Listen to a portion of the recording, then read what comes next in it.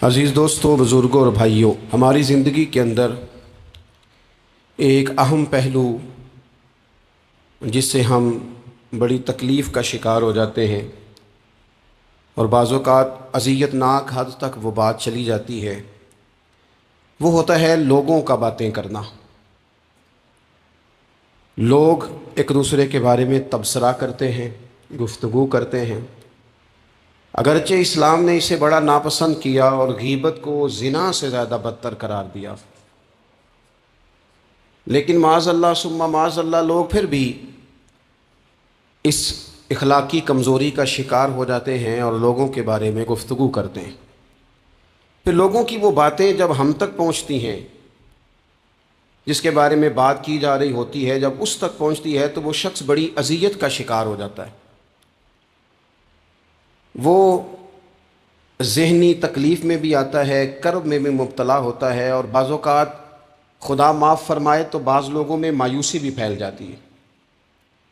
آپ قرآن مجید فرقان حمید کو دیکھیں تو اللہ تعالیٰ نے قرآن مجید میں فرمایا کہ وَإِذَا قِيلَ لَهُمْ آمِنُوا كَمَا آمَنَ النَّاسُ، جب منافقین سے کہا جائے کہ اس طرح ایمان لاؤ جس طرح کے باقی لوگ ایمان لائے ہیں، یعنی صحابہ کرام، قالوا تو وہ کہتے ہیں آنؤمنوا کما آمن السفہاء، ہم اس طرح ایمان لے آئیں جس طرح معاذ اللہ یہ بیوقوف ایمان لائے، ان کی طرح ایمان لے آئیں۔ الا انہم هم السفہاء، اللہ فرماتے ہیں خبردار ہو جاؤ یہی بیوقوف ہیں، ولکن لا یعلمون، لیکن یہ جانتے نہیں، انہیں اس بات کی خبر۔ ان لوگوں کو جو کائنات کے بہترین لوگ ہیں زمین پر، انبیاء کے بعد صحابہ، ان کو لوگوں نے بیوقوف کہہ دیا، باتیں کر دی۔ آپ قرآن مجید دیکھیے سورہ قلم کے اندر اللہ تبارک و تعالی نے اس بات کا بھی جواب ارشاد فرمایا ہے، جب لوگوں نے کہا تھا کہ معاذ اللہ حضور تو مجنون ہے، تو اللہ نے فرمایا محبوب آپ رب کے فضل سے مجنون نہیں ہیں، بلکہ اللہ نے آپ کو خلق عظیم کا مالک بنایا ہے۔ وَإِنَّكَ لَعَلَىٰ خُلُقٍ عَظِيمٍ، لوگ بات کرتے ہیں اور کر جاتے ہیں اور شوق رکھتے ہیں تبصرہ کرنے کا۔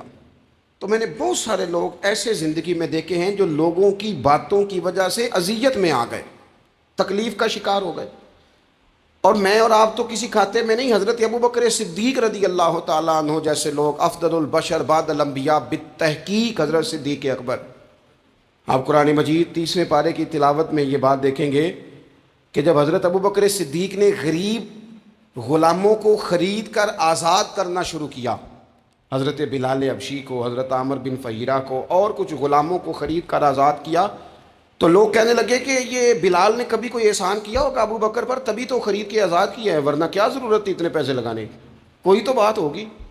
اللہ تعالیٰ نے اس کا بھی قرآن مجید میں اعلان فرمایا ابو بکر نے جو کیا ہے رب کی رضا کے لیے کیا ہے۔ تو گفتگو کرنا، بات کرنا، لوگوں کا اتنا یہ خطرناک مزاج ہے، ایک جملہ کہہ کے لوگ سائڈ پہ ہو جاتے ہیں، بندہ بیچارہ ساری رات تڑپتا رہتا ہے، ایک فکرے کا تبصرہ کر کے لوگ کونے میں چھپ جاتے ہیں، اور کسی آدمی کے لیے وہ اسے سولی پہ لٹکا جاتے ہیں، اپنی زبان کے تیروں سے لوگ پریشان کرتے ہیں۔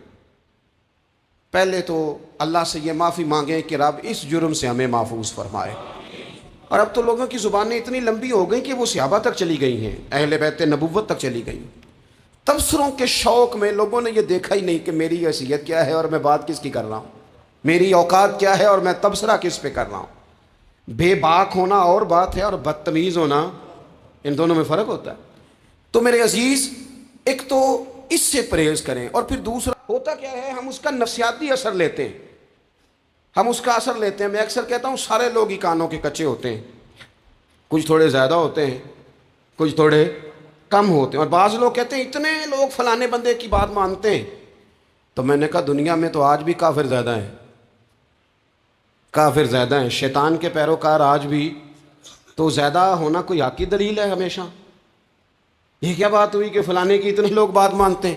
یہاں تو میں نے یہ دیکھا ہے اس معاشرے میں کہ جھوٹے سے جھوٹا آدمی، اس کے بھی فالور ہوتے ہیں، دغے باز سے دغے باز بندہ، اس کے بھی گویوں کے فالور، اداکاروں کے فالور، فلانے کے فالور۔ اس کا یہ تو بھئی انسان کا مزاج ہے، ہر بندہ کانوں کا کچا ہے، کوئی تھوڑا زیادہ کچا ہے، کوئی تھوڑا کم کچا ہے۔ تو باتیں تو ہوگی، لوگ منہ میں زبان رکھتے ہیں تو گفتگو تو کریں گے۔ اب یہ اثر لینے والے پہ ہے کہ وہ اس کا اثر کس طرح کا لیتا ہے۔ ہمارے ہاں بڑے بڑے سمجھدار لوگ نفسیاتی ہو جاتے ہیں، بڑی بڑی سمجھدار خواتین نفسیاتی ہو جاتی ہیں، میری ساس باتیں کرتی ہے، میری نند باتیں کرتی ہے، مجھے فلانا باتیں کرتا ہے، مجھے فلانا۔ بھائی باتیں، جس کے منہ میں زبان ہے اس نے بات تو کرنی ہے۔ اب آپ نے کیوں یہ دعویٰ کر لیا ہے کہ آپ اتنے اونچے چلے جائیں کہ آپ کو بات ہی کوئی نہ کرے؟ کیا حرج ہے اس میں؟ اگر کوئی آپ کو بات کر دے تو کیا ہے، ہم کسی نے کر لی تو پھر کیا ہوا؟ اس کا اتنا اثر قبول کرنا کہ ساری رات سونا ہی نہ، پریشان ہو جانا۔ اور بعض لوگ ایسے ہیں جنہیں اتنی باتیں نہیں ہوتی جتنی انہیں ٹینشن ہوتی ہے، یعنی وہ دو بندے کونے میں کھڑے ہیں تو میری ہی بات کر رہے ہیں، او بھائی وہ اتنا اہم نہیں ہے، انہیں کوئی اور کام بھی ہو سکتا ہے، تیری بات ہی انہوں نے کرنی۔ بلا وجہ لوگ سمجھتے ہیں کہ میں بڑا اہم آدمی ہوں، وہاں بھی مجھ پہ تبصرہ ہو رہا ہے، یہاں بھی ہو رہا ہے۔ اس پہلو سے باہر آئیں، اس کمپلیکس سے نکل آئیں۔ ابن حزم کہتے ہیں کہ مصر میں ایک تاجر بڑا کامیاب ہو گیا تھا، بڑا کامیاب تاجر ہو گیا، تو زندگی میں جتنے لوگ بھی کامیاب ہوتے ہیں ان سے حسد ہوتا ہے، اس سے بھی اس کے ارد گرد کے لوگوں نے حسد شروع کیا۔ اب تاجروں نے پلاننگ کی کہ اسے خراب کیسے کرنا ہے۔ وہ ایک دن اپنے گھر سے نکلا، سفید کرتا سفید پگڑی باندھ کے باہر۔ اب 5-6 لوگوں نے پہلے سے منصوبہ بندی کی ہوئی تھی۔ ایک صاحب اسے ملے، کہنے لگے ماشاءاللہ آج تو سفید کرتے پر سبز امامہ، سبز پگڑی بڑی ہی اچھی لگ رہی ہے۔ تو وہ ہنس کے کہنے لگا لگتا ہے آپ سو کے اٹھ کے آئے ہیں، پگڑی تو میری سفید ہے۔ اس نے کہا چلو پگڑی تو سبز ہی ہے، باقی آپ نہیں مانتے تو آپ کی مرضی۔ وہ آگے بڑھا، تو اب چونکہ پلاننگ تھی تو ایک شخص اور ملا، اس نے کہا کیا بات ہے، سفید کرتے پر آپ کا پیلے رنگ کا امامہ کیا جچتا ہے؟ اس نے کہا یار کو خدا کا خوف کر۔ ہنس کے کہا کیا ہو گیا، تیری اینک کا نمبر تو نہیں تبدیل ہونے والا ہوا؟ اور بھائی میں نے تو سفید کرتا اور سفید ہی امامہ باندھا ہے۔ اب 2-3 لوگوں کی دفعہ تو وہ مسکرایا، لیکن وہ ڈھیر سارے لوگوں نے منصوبہ بندی کی تھی۔ وہ جب چوتھے کے پاس گیا تو اس نے بھی کہا کہ کیا بات ہے سفید کرتے پر پیلے رنگ کے امامے کی؟ اس نے کہا پیلا کہاں ہے؟ اب وہ غصے ہونے لگا۔ اب وہ چھٹے کے پاس گیا تو اس نے کہا جناب کیا بات ہے سفید کرتا اور کالا امامہ؟ اب وہ غصے میں اتنا باولا ہوا کہ پہلے ہنسا، پھر رویا، پھر اسے سمجھ نہ آئی کہ دکان کا تالا کس چابی سے میں نے کھولنا ہے۔ بس وہ شام ہوئی تو اس بیچارے کو بچوں نے روڑے مارنے شروع کر دیے۔ وہ اتنی تکلیف میں آ گیا کہ لوگ اسے پاگل کہنے لگے۔ کیوں؟ اس لیے کہ لوگ منصوبہ بندی، افواہ تھی نا کہ میری طبیعت خراب ہے، تو لوگوں نے حال پوچھ پوچھ کر بیمار کر دیا۔ لوگوں کی باتیں، لوگوں کے تبصرے، لوگوں کے کمنٹس بولے امام شافعی۔ امام شافعی فرمانے لگے لوگوں کی باتیں پتھروں کی طرح ہوتی ہیں، یہ روڑوں کی طرح ہوتی ہیں، اگر انہیں کمر کے اوپر رکھ لو گے نا تو یہ تمہاری کمر توڑ دیں گی، اور اگر تم ان کو اپنے پیروں کے نیچے رکھ لو گے تو تمہارا قد اونچا ہو جائے گا۔ بس دنیا میں وہ لوگ پریشان ہوتے ہیں جو لوگوں کی باتوں کو قدوں پر سوار کر لیتے، جو پیروں کے نیچے رکھے، جو پاؤں کے نیچے رکھے ان کا قد۔ وہ پرانے زمانے میں نا عارف رومی رحمۃ اللہ علیہ فرماتے ہیں کہ ایک بیل گائے گر گئی تھی کنویں کے اندر، تو اب وہ لوگ اس کو نکال تو نہیں سکتے تھے، تو انہوں نے اس طرح کیا کہ مٹی ڈالنی شروع کر دی کہ اب بدبو آئے گی، پریشانی ہوگی، تو اس کو بند کر دیتے ہیں اندر ہی کنویں کو، کنواں نئی جگہ پہ کھود لیتے ہیں۔ انہوں نے جب اس کے اندر مٹی ڈالی نا تو وہ گائیں جو تھی وہ مٹی جھاڑ کے تو مٹی کے اوپر آ گئی، انہوں نے پھر مٹی ڈالی تو وہ تھوڑی اور اوپر آ گئی، اور مٹی ڈالی تو اور وہ مٹی ڈالتے گئے اور گائیں وہاں سے کنویں سے باہر آ گئی۔ لوگوں نے دفن کرنا چاہا، وہ باہر نکل آئی۔ اور میرے بھائی لوگ بھی اپنی باتوں میں دفن کرنا چاہتے ہیں، لیکن یاد رکھنا جو چمکنے والے تھے وہ چمکتے ہی رہے، جن کو اللہ نے عزت دی تھی ان کی گھٹائی کوئی نہیں سکا۔ اتنی لمبی زبانیں کھول کے لوگوں نے صحابہ کے بارے میں باتیں کی، باتیں ہو رہی ہیں، لوگ جن کو دبانا چاہتے تھے۔ آج نہیں صوفیاء کی مخالفت شروع ہوئی، ان کے زمانے میں بھی ہوئی، ان کے دور میں ان کے خلاف کتابیں لکھی گئیں، لکھنے والے خدا جانے کہاں ہیں، اور داتا صاحب ہو رہی ہے، خواجہ صاحب ہو رہی ہے، حضور غوث اعظم کے ان کے زمانے میں بھی ایسا نہیں ہوا کہ بڑی خوشی سے لوگوں نے آگے بڑھ کے پھول ڈالے ہوں، ان کے دور میں باقاعدہ جتھے تیار ہوئے، جتھے، اور پورا کام کیا گیا۔ اور ویسے بھی اگر کوئی شخص آپ کا مخالف ہی نہیں ہے تو پھر آپ کو چمکنے کا مزہ کیسے آئے گا؟ کوئی تو مخالف ہو نا، کوئی تو ہو نا جو کوئی بات کرے۔ دیکھیں نا، اگر اندھیرا نہ ہو، رات نہ ہو تو بلب کی کوئی اہمیت رہ جائے گی؟ یہ چمکتا ہی تب ہے جب اندھیرا زیادہ ہوتا ہے۔ ہم کہتے ہیں اندھیرا ہو گیا، اور بھائی تجھے چمکنے کا موقع دیا ہے اندھیرے نے، تجھے اس نے عروج دیا، تم دیے باد مخالف سے نہ گھبرا اے عقاب، یہ تو چلتی ہے تجھے اونچا اڑانے کے لیے۔ تو باتوں سے پریشان نہ ہوں، میں نے کہا کہ اگر آپ باتوں کا پہاڑ بنا کے اوپر سوار ہو جائیں گے نا تو قد اونچا کریں گی باتیں. جو بندہ ڈسکس ہونے لگ جاتا ہے وہی تو مشہور ہوتا ہے, اسی کی تو بات ہوتی ہے. دیکھیں کیا ہوتا تھا بھلا مکے میں, کوئی بندہ باہر سے آتا تو ابو جہل اسے کھڑا کر کے کہتا حضور کے پاس نہ جانا, تو کہتا پتہ تو کروں بھلا نبی پاک کے پاس کیا ہے, پتہ تو کروں بھلا حضور کے پاس کیا ہے. تو جن سے تعارف نہیں ہونا تھا وہ بھی تعارف کرا رہے تھے رسول پاک کا. تو اس لیے باتوں سے گھبرا جانا. ہاں ایک بات ہمیں کتاب و سنت میں ملتی ہے, اس پر ضرور غور کریں. تہمت والی جگہ سے بچیں, تہمت کا موقع نہ دیں. مطلب بلا وجہ ہی اپنے لیے بحث کا دروازہ کھولنا یہ درست نہیں ہے. اپنے لیے ہم نہ دروازے کھول لیتے ہیں بحث کے, مفت کی بحث ہو رہی ہے, فلانا بھی ڈسکس کر رہا ہے. کچھ چیزیں ایسی ہوتی ہیں جو سب کی سمجھ کی نہیں ہوتی, وہ سب کے سامنے ڈسکس کرنا ضروری نہیں ہوتا. حضرت سیدنا ابو ہریرہ رضی اللہ تعالیٰ عنہ فرمایا کرتے تھے, مجھے نبی پاک علیہ السلام نے علم کی 2 تھیلیاں دی ہیں, میں نے ایک کھولی ہے تمہارے سامنے, ایک کھولی ہے, دوسری نہیں کھولوں گا. اس لیے کہ ہر بندے کو بات اس کے ظرف کے مطابق کرنی چاہیے. تو موقع نہ دیں. نبی پاک صلی اللہ علیہ وسلم نے فرمایا, اس بندے نے اپنی, یہ بخاری میں موجود ہے, فرمایا اس نے اپنی عزت اور اپنی جان کو محفوظ کر لیا جو فتنے والی جگہ سے بچ گیا. جہاں تہمت لگ سکتی ہے اس جگہ سے بچیں. جان بوجھ کے لوگوں کو موقع نہ دیں باتیں کرنے کا, جان بوجھ کے موقع نہ دیں. جامع ترمذی کے اندر حدیث موجود ہے, حضرت سیدنا عمر فاروق رضی اللہ تعالیٰ عنہ نے ایک موقع پر اجازت مانگی تھی نبی پاک صلی اللہ علیہ وسلم سے. عرض کیا یا رسول اللہ صلی اللہ علیہ وسلم, مجھے آپ اجازت دے دیں, میں عبداللہ بن ابی سلول کی گردن اڑا دوں, یہ منافق بار بار آڑے آتا ہے, بار بار تکلیف دیتا ہے, آپ مجھے اجازت دیں میں اسے قتل کر دوں. اب وہ چونکہ کلمہ پڑھتا تھا, ساتھ تو رہتا ہی تھا نا, بہت سارے لوگ اسے مسلمان جانتے تھے. تو حضرت سیدنا عمر فاروق رضی اللہ تعالیٰ عنہ نے اجازت چاہی, کہ یا رسول اللہ صلی اللہ علیہ وسلم اگر آپ مجھے اجازت دے دیں, یہ ترمذی میں موجود ہے, یعنی آپ اس جگہ سے بچیں جہاں تہمت لگ سکتی ہے, جہاں بلا وجہ کسی شخص کو شر پھیلانے کا موقع مل سکتا ہے. یا رسول اللہ مجھے اجازت دے, میں عبداللہ بن ابی سلول کی گردن اڑا دوں. تو نبی پاک صلی اللہ علیہ وسلم نے فرمایا کہ عمر, اگر میں تمہیں ایسا کرنے کی اجازت دوں گا تو لوگ کہیں گے کہ اب اپنے قریبیوں کو انہوں نے مروانا شروع کر دیا ہے, ساتھ والوں کو مروانا شروع, لوگ تو اسے مسلمان سمجھتے ہیں. تہمت والی جگہ سے. بلکہ بخاری شریف میں اسی طرز کا ایک اور پیغام بھی ہمارے لیے موجود ہے. یہ جو حرم شریف آج ہمارے سامنے ہے نا, بیت اللہ شریف, اس میں ایک پیچھے مقام ہے جس کو حتیم کہا جاتا ہے, یہ خانہ کعبہ کا حصہ ہے. حضور صلی اللہ علیہ وسلم کے اعلان نبوت سے پہلے جب قریش مکہ نے اسے تعمیر کیا نا دوبارہ سے, تو انہوں نے چندے کا کوئی اس طرح کا مزاج بنایا تھا کہ اس بندے سے پیسے لینے ہیں جس کے بالکل ہی جائز ہو. اس ترتیب سے انہوں نے خانہ کعبہ کی تعمیر کی کہ پھر وہ ساری تعمیر نہ کر سکے, حتیم باہر رہ گیا.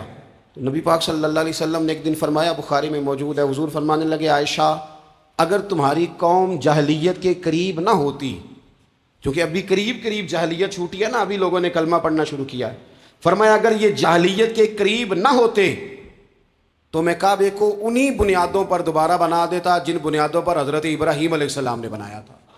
لیکن چونکہ یہ جاہلیت کے قریب ہیں, ان کی سمجھ میں چیز نہیں آئے گی, یہ شک میں پڑ جائیں گے, پریشان ہو جائیں گے, لہذا میں یہ کام نہیں کرتا. بہت ساری چیزیں ایسی ہیں کہ جن کی وجہ سے بعض سادہ لوگ ابہام کا شکار ہوتے ہیں. ابہام کا ہمارے علماء نے اس طرح کیا کہ بڑے طے کر کے عقائد کے عنوانات امت تک پہنچائے. ہر آدمی ہر شعبے کا اسپیشلسٹ نہیں ہوتا.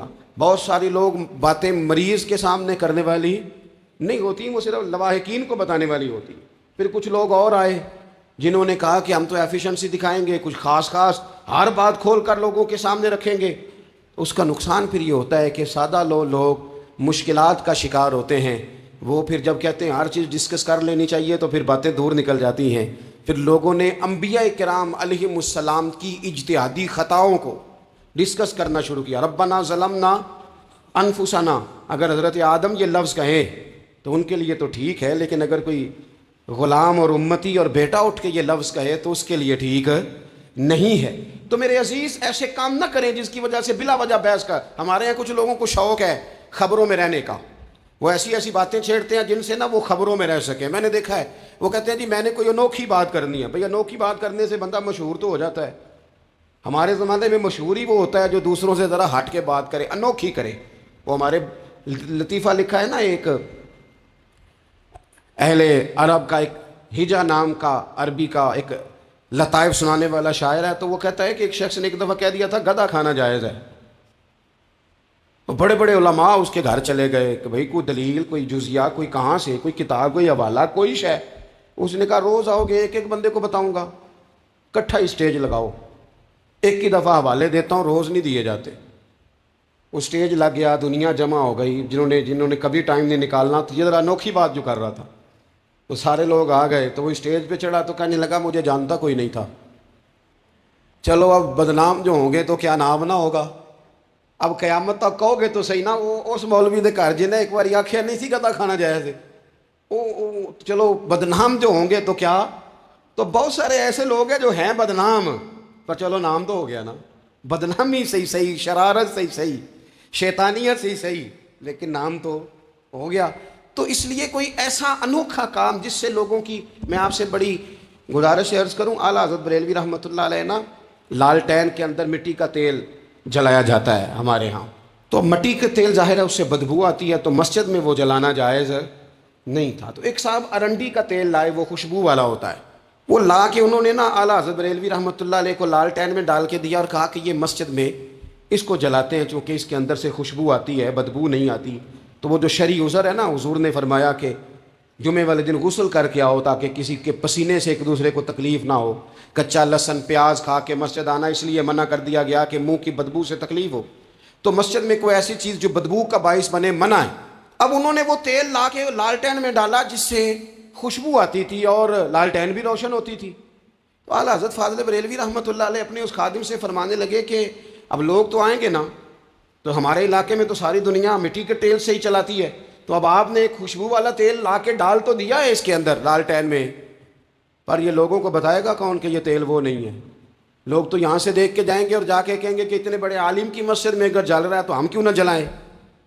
تو فرمانے لگے وہ شخص کہ حضور پھر حال کیا ہے. فرمانے لگے آپ فرضوں کا سلام پھیر کے دعا سے پہلے لالٹین کے پاس کھڑے ہو جائیں اور جو بندہ گزرے اسے بتاتے جائیں کہ یہ مٹی کا تیل نہیں، یہ مٹی کا تیل نہیں، یہ مٹی کا تیل. ہر شخص کے ذہن تک بات اتر جائے تاکہ لوگ کسی ایسی چیز کا شکار نہ ہو جائیں جس سے کہ ان کے مزاج میں کوئی غیر شرعی چیز عروج پکڑ لے. تو میرے عزیز، ہم نہ کچھ بدگمانیاں لوگوں کے اندر لوگ ڈالتے ہیں. ہمارے ہاں بالخصوص پاکستان میں جب سے سیاسی فرقہ واریت شروع ہوئی ہے، سیاسی، ہماری قوم کا مزاج اتنی بری طرح خراب کیا گیا ہے. ہمارے نوجوان بچے جو بڑے سنجیدہ پڑھے لکھے، ان کی گفتگو اپنے سیاسی مخالف کے بارے میں اتنی لوز کر دی گئی ہے، اتنی کمزور کر دی گئی، اتنی خوفناک کر دی گئی ہے کہ اس طرح تو کبھی نہیں ہوا تھا. یہ مزاج جو لوگوں کو دیا جا رہا ہے، قومیں اپنے اخلاق کے طور پر زندہ رہتی ہیں. بد اخلاقیاں کبھی بھی انسانوں کو اونچا کر سکتی، پیچھے رہ جاتے ہیں لوگ. تہذیب کسی سوسائٹی کا حسن ہوتا ہے، اور اگر ایک سیاسی مخالف کے لیے آپ کا یہ والا مزاج بن جائے، اپنے سیاسی قد کو اونچا کرنے کے لیے آپ ان چیزوں کا سہارا لیں، یہ درست نہیں ہے. اخلاقی رویے میں کہوں گا کسی بھی سیاسی جماعت سے وابستگی ہے وہ 100% رکھے جو اس کی سمجھ میں آتی ہے، لیکن اپنے اخلاقی مزاج کو کبھی کمزور نہ ہونے دے، اخلاقی رویہ کبھی کمزور نہ ہونے دے. یہ کیسے ہو سکتا ہے؟ دیکھیں، ابو جہل، ابو لہب، عتبہ، عتیبہ، شیبہ، وہ وہی باتیں کر سکتے تھے جو ان کے مزاج کی تھیں، جو آج تک لوگ کسی بھی دیندار کے بارے میں کرتے ہیں. تو انہوں نے وہی باتیں آ کے کی تھی جناب ابو طالب کے ساتھ. انہوں نے کہا تھا کہ اگر معاذ اللہ ان کو دولت چاہیے تو ہم دیتے ہیں. بڑے سے بڑے مخلص آدمی پر آج لوگ دعویٰ نہیں کرتے کہ دولت کے لیے لگا ہوا ہے. انہوں نے کہا دولت چاہیے تو دیتے ہیں، اگر کسی خاتون سے نکاح کرنا چاہتے ہیں تو کرا دیتے ہیں، سرداری چاہیے تو دے دیتے ہیں. اب یہ سوچ ہی اتنی ہے، اس سے آگے جاتی نہیں. وہ معاذ اللہ حضور کے بارے میں اور بھی باتیں کرتے، یہ شاعر ہیں، یہ جادوگر ہیں، یہ فلاں ہیں. لیکن میرے نبی پاک علیہ الصلوۃ والسلام نے کبھی بھی ان کی ذاتی زندگی کو ڈسکس نہیں کیا، کبھی نہیں کیا. ابو جہل شراب پیتا تھا، لیکن حضور نے کبھی سوسائٹی میں یہ بات لوگوں کے سامنے بیان نہیں کی. وہ لوگوں کے پیسے دبا لیتا تھا، کئی جگہوں پہ حضور نے پیسے نکلوا کے دیے، لیکن جگہ جگہ گلی گلی کھڑے ہو کے حضور نے یہ نہیں فرمایا کہ یہ اس طرح کا ہے. آپ اپنے مخالفین کے بارے میں ضرور کلیم کریں، ثبوت کے ساتھ ضرور بات کریں، یہ ضروری ہے، لیکن آپ کا رویہ اتنا گھرا ہوا نہیں ہونا چاہیے کہ لوگ سمجھیں کہ یہ قوم تو اخلاق سے ہٹ گئی ہے. آپ اختلاف کریں، لیکن اختلاف کے بھی آداب ہوتے ہیں. اس ادب کے دائرے کے اندر رہ کے صحابہ کے بیچ بھی رائے کا اختلاف ہو جاتا تھا، ہو جاتا ہے، ہو جایا کرتا ہے. حضور اس اختلاف کو قبول کرتے، بھئی ہو جاتا ہے رائے کا اختلاف اپنوں میں، لیکن اس کے اندر انسان توہین پہ اتر آئے، اس کا لہجہ اس طرح کا ہو جائے جس طرح کی بازاری گفتگو کی جاتی ہے، تو محسوس ہوتا ہے کہ یہ تربیت کا فقدان ہے، یہ لہجے باوقار لوگوں کے نہیں ہوا کرتے۔ لہجے کو کبھی برا نہ ہونے دیں، انداز کو، لوگ آپ کو چھیڑیں گے، اپنی جگہ پہ کھینچ کے لانے کی کوشش کریں گے، بڑا کچھ لوگ کریں گے، لیکن آپ اپنی جگہ سے آپ تبدیل نہیں ہوں گے۔ آپ کہیں گے یار میرا ایک معیار ہے، میری ایک حیثیت ہے، میں اپنی حیثیت چھوڑ سکتا، میں اپنی حیثیت نہیں چھوڑ سکتا۔ ہر بندے کو آپ ڈسکس کریں گے، تو تہمت والی جگہ سے ضرور بچیں، بدگمانی سے ضرور بچیں، لیکن ہر شخص کو اس کے معیار کے مطابق اتر کا جواب دینا یہ باوقار لوگوں کا سٹیٹس نہیں ہوتا۔ وہ کہتے ہیں جا بات کر، جا کے تو کون ہوتا ہے تیری بات کرے، اب ہم ہر شخص کے منہ لگے، یہ کیسے ہو سکتا ہے؟ نبی پاک صلی اللہ علیہ وسلم گزر رہے تھے، صحیح بخاری میں موجود ہے، آپ کی اہلیہ حضرت صفیہ رضی اللہ تعالیٰ عنہ آپ کے ساتھ تھیں، رات کا وقت تھا، حضور گزر رہے تھے، تو صحابہ کچھ کھڑے تھے، تو حضور نے ایک کو بلا کے کہا کہ یہ میری بیوی ہیں، صفیہ ہیں۔ عرض کرنے لگے حضور مجھے میری ماں روئے، میں کوئی آپ کے بارے میں بدگمانی کرتا؟ تو حضور نے جواب میں کیا کہا؟ محبوب فرمانے لگے جس طرح رگوں میں خون گردش کرتا ہے نا، شیطان بھی اسی طرح ہی گردش کرتا ہے۔ گویا حضور بتا رہے ہیں کسی وقت بھی بدگمانی پیدا کر دیتا ہے۔ میں تمہیں بتا رہا ہوں کہ اپنی اہلیہ کے ساتھ جا رہا ہوں، میری بیوی ہے، کوشش کریں کہ آپ اس جگہ سے بچیں جہاں باتیں ہو رہی ہوں۔ اور اس پہلو پہ تیسری گزارش اس عنوان پر یہ ہے کہ اگر کسی کے بارے میں باتیں ہو رہی ہوں تو فٹافٹ اس کا حصہ بننے کی کوشش نہ کریں، بلکہ آپ کے پاس جب تک کوئی شرعی ثبوت نہیں ہے تب تک آپ اس بات کا حصہ نہ بنیں۔ ہمارے ہاں بات ہو رہی ہوتی ہے تو دو چار بندے دوڑ کے نا اپنا بھی حصہ ڈالتے ہیں، بلکہ میں بڑی ذمہ داری سے یہ بات عرض کروں گا، بات لمبی ہوتی تب ہے جب کوئی بندہ درمیان میں کہہ دیتا ہے نا نہیں تجھے تو تھوڑا پتہ ہے، تھوڑا میں بھی کرتا ہوں۔ وہ کئی دفعہ بعد آپ معاف گواہ بن جاتا ہے، جا کے دوسروں کو خبر کرتا ہے اس نے یہ کہا ہے، حالانکہ بندہ اس سے پوچھے کہ اگر انہوں نے کہا تھا تو اتنا سجن تھا تو وہاں جواب دے کے کیوں نہیں آیا؟ تجھے چاہیے تھا وہیں جواب دیتا، وہیں جا کے جواب دے دیتا۔ ایک بزرگ کی خدمت میں ایک دفعہ حاضر تھا، ایک بڑے عالم تھے، تو ان کے پاس آ کے ایک شخص نے کہا کہ فلاں آدمی آپ کے بارے میں یہ بات کر رہا تھا، تو وہ ہنس پڑے، فرمانے لگے پھر آپ کہاں تھے؟ کہنے لگے میں وہیں تھا۔ فرمانے لگے میرا اور آپ کا رشتہ کس طرح کا ہے؟ کہنے لگا جی میں تو شاگرد ہوں، ارادت مند ہوں۔ تو فرمانے لگے پھر آپ میرے پاس سوال لے کے آ گئے ہیں، آپ نے وہاں جواب کوئی نہیں دیا۔ فرمانے لگے اب تو میرے سامنے بیٹھ، پہلے اس سوال کا جواب میں تجھے دوں، پہلے تجھے قائل کروں، اگر تو قائل ہوتا نا تو پھر تو یہ بات لے کے میرے پاس نہ آتا، پھر تو وہاں تو کلیئر کر آتا تیرے اندر کجی ہے، تو بات کا حصہ بنا ہے، اور میرے نزدیک اس سے بڑا تو مجرم ہے کہ تو نے بات کو سنا ہے، وہ تو کوئی ہے، اور تو اپنا تھا، تو نے اپنا ہو کے یہ باتیں سنی، تو نے ہاں کی، تو وہاں بیٹھا رہا، تو اپنا تھا۔ اور حضور نے فرمایا محبت تو بندے کو اندھا بہرا اور گونگا کر دیتی ہے، جو کسے دا عاشق ہوئے ہوتے گل اسے دی کردا ہے، 100 مکر بہانے کر کے وہ ہی مرنے مرد ہے۔ تو نے سن کیسے لی؟ تیرے کانوں نے گوارا کیا؟ پہلے تو مطمئن ہو نا، تو اگر مطمئن ہوتا تو بات آگے وہیں جواب دے کے آتا، تو ہی غیر مطمئن ہے تو میں کسی اور کو کیا جواب دوں؟ تو مدد کریں اپنے بھائی کی اس معاملے میں کہ اگر آپ کلیئر ہیں تو پھر آپ اسے وہیں کلیئر کریں، کہیں یار میری بات سن، یہاں تک تو بات ٹھیک ہے، اس بات کا میں گواہ ہوں، یہ ہو سکتی نہیں۔ اور نبی پاک کا یہ طریقہ ہے، مسند امام احمد بن حنبل میں حدیث موجود ہے، حضرت عبداللہ ابن مسعود رضی اللہ تعالیٰ عنہ، کمال آدمی حضرت عبداللہ ابن مسعود، حضور نے فرمایا عبداللہ ابن مسعود سے قرآن سیکھا کرو، یہ اسی طرح پڑھتے ہیں جس طرح میرے اوپر نازل ہوا تھا۔ حضرت عبداللہ ابن مسعود کو نبی پاک علیہ السلام نے فرمایا درخت پہ چڑھ کے ذرا میرے لیے مسواک تو اتار دو۔ حضرت عبداللہ ابن مسعود کی پنڈلیاں پتلی پتلی تھی، ٹانگیں پتلی تھیں، وہ درخت پہ چڑھے، ہوا چلی تو کپڑا تھوڑا ہٹ گیا، تو بعض لوگ ان کی پتلی پنڈلیوں کا مذاق اڑانے لگے، معاذ اللہ، دیکھو کیسی باریک باریک پنڈلیاں ہیں، کیا انداز ہے۔ اب حضور بیٹھے ہیں نا، تو انہوں نے جو بات کی تھی وہ بات بھی درست تھی، پنڈلیاں واقعی پتلی تھیں، اور کوئی بھی اس انداز میں دیکھتا تو شاید مسکراتا۔ جب انہوں نے کہا نا دیکھو پتلی پنڈلیاں، تو حضور نے ہمارے لیے طریقہ کیا چھوڑا، ہمارے لیے سیرت کیا چھوڑی۔ حضور سید عالم فوراً ارشاد فرمانے لگے، نبی پاک فرمانے لگے چپ کرو، تم میرے عبداللہ کی پنڈلیوں کو پتلا پتلا کہہ رہے ہو نا، قیامت کے دن جب میزان لگے گا اور ان پنڈلیوں کا تمہیں وزن پتہ چلے گا، پھر پتہ چلے گا میرے عبداللہ کی شان کیا ہے۔ یہ بڑی وزنی پنڈلیاں ہوں گی، جب ان کا میزان پر وزن تلے تو آپ دفاع کریں۔